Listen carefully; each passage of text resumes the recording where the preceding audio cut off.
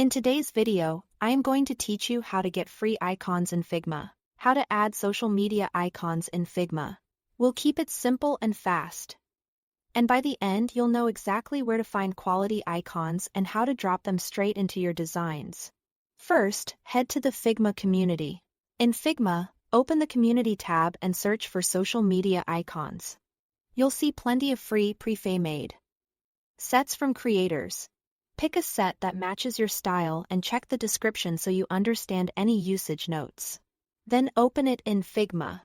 Inside the file, browse the pages or components to find the icons you want. Many files organize icons by brand or style, so it's easy to compare options. Select the ones you need, copy them, and paste them into your design file, or drag them from the file onto your canvas. That's it, no exporting required.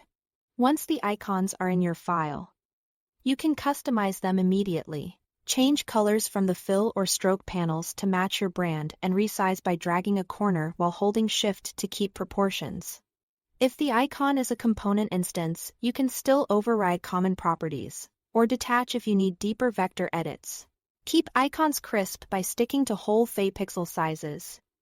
And consider using consistent corner radii or stroke weights so your set looks unified. If you are following brand guidelines, apply the official brand colors so the icons feel familiar and accurate to your audience. You can also use plugins for an even quicker workflow. Open a plugin like Iconify or Material Icons. Then search for the exact brand you need. Terms like Twitter, Instagram, or YouTube work well. The plugin will show multiple styles, such as filled, outlined, or brand fake-colored versions. Choose the version that fits your design and drag it right onto your canvas. It arrives as a vector, so the same color and size adjustments apply. Whether you bring icons in from a plugin or a community file, you can drag and drop them directly onto your canvas and start designing immediately.